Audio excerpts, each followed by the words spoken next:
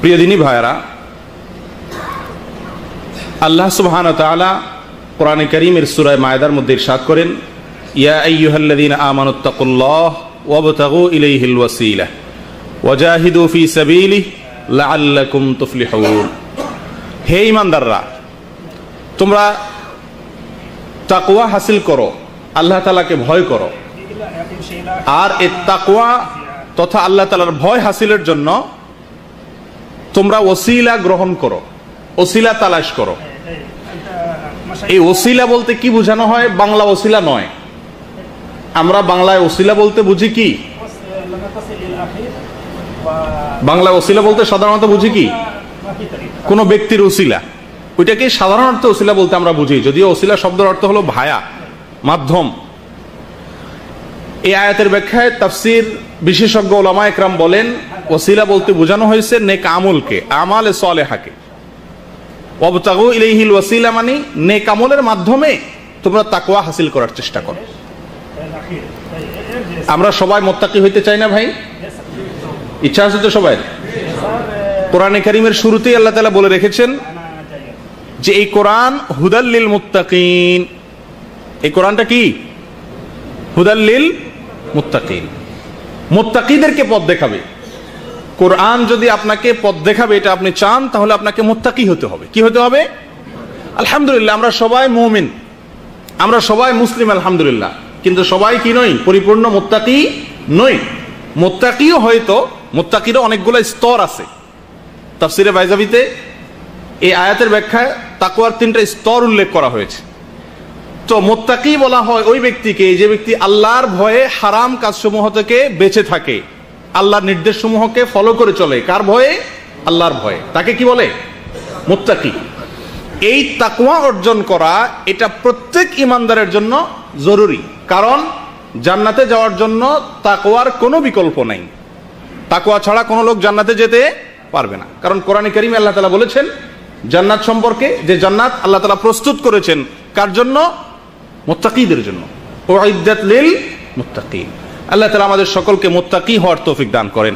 মুত্তাকিদের মধ্যে সবচেয়ে আফার ক্লাসের মুত্তাকি হওয়ার তৌফিক আল্লাহ তাআলা আমাদেরকে দান করেন। প্রিয় দিনী ভাইরা, মুত্তাকি হওয়ার জন্য আমাদেরকে কি করতে হবে?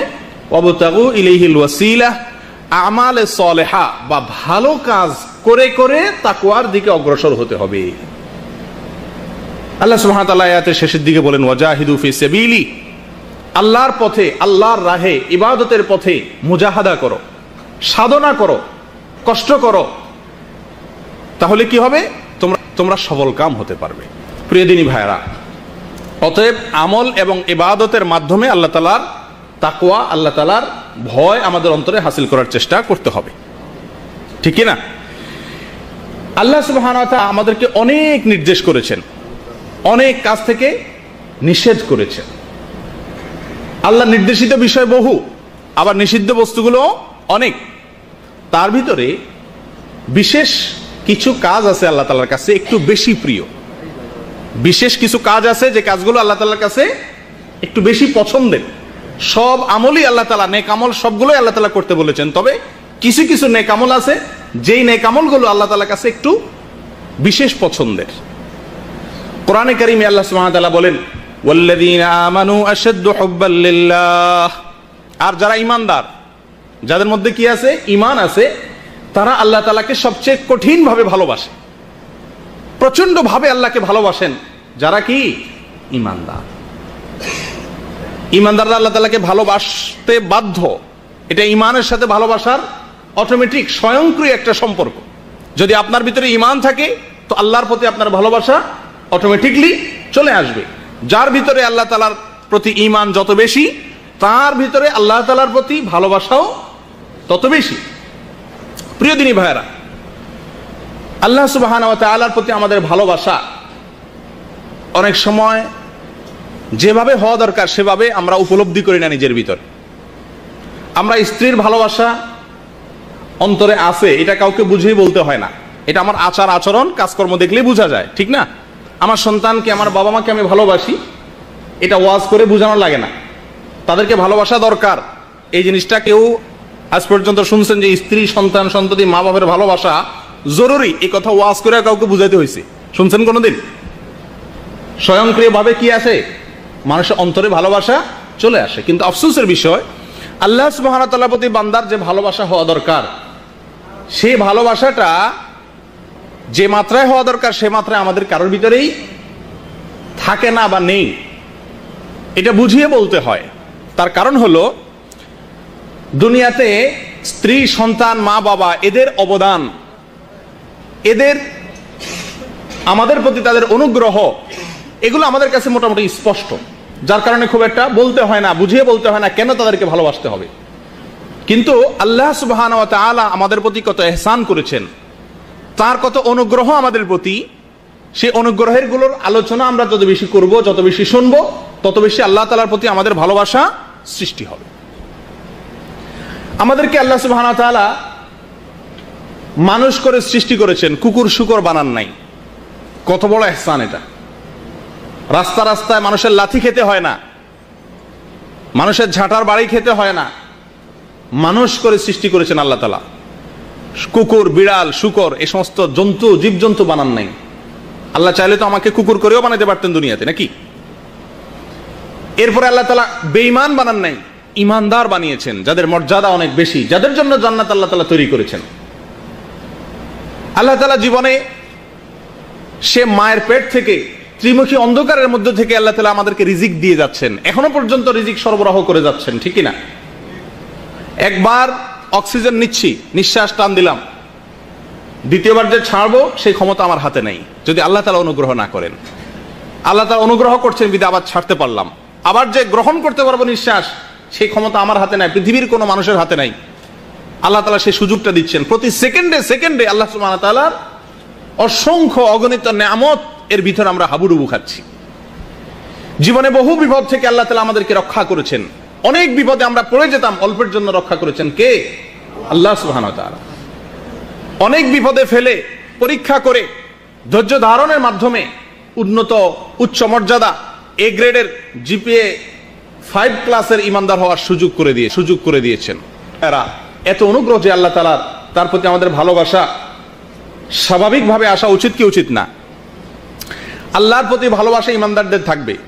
এখন আপনি দেখেন আপনার অন্তরে আল্লাহর প্রতি ভালোবাসা আছে কিনা। যদি থাকে তাহলে আপনি ইমানদার, আর যদি আল্লাহর প্রতি আপনার কোনো ভালোবাসা না থাকে তাহলে আপনি ইমানদার দাবি করতে পারবেন না।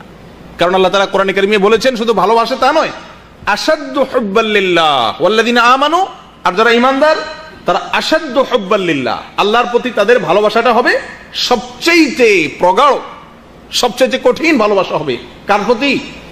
আল্লাহর প্রতি।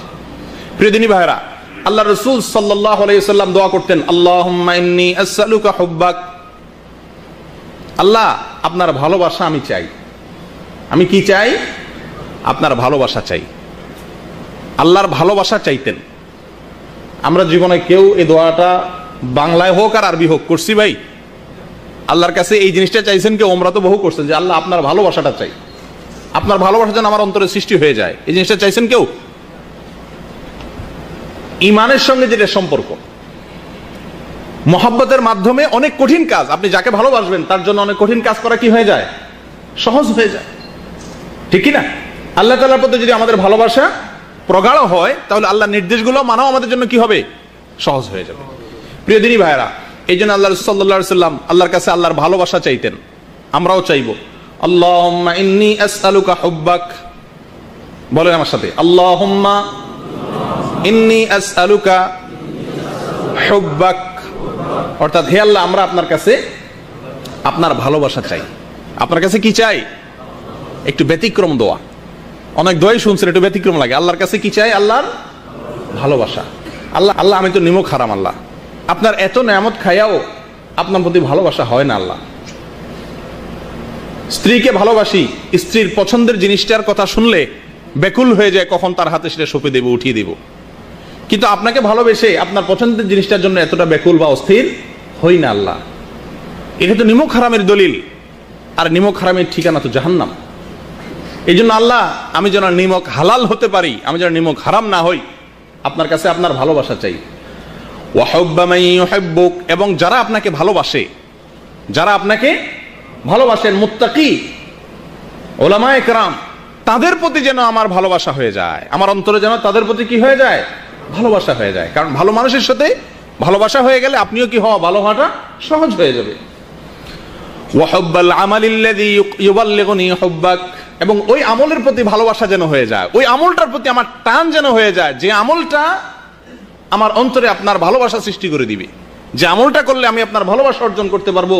আয় আল্লাহ, সে আমলটা আমার মাঝে আপনি দান করেন। আল্লাহুম্মা জাআল হুব্বাকা আহাব্বা ইলাইয়া মিন নাফসি ওয়া আহলি ওয়া মিনাল মাইল বারিদ।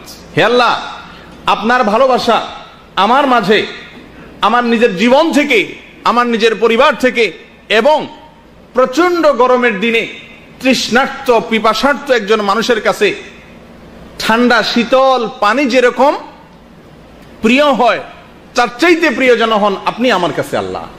আমার জীবনের চাইতে যেন আপনি প্রিয় হন হে আল্লাহ, আমার পরিবারের চাইতে আপনি যেন আমার কাছে প্রিয় হন হে আল্লাহ, এবং প্রচন্ড গরমের দিনে শীতল ঠান্ডা পানির চাইতেও যেন আপনি আমার কাছে প্রিয় হন, সেই কামনা করি আল্লাহ।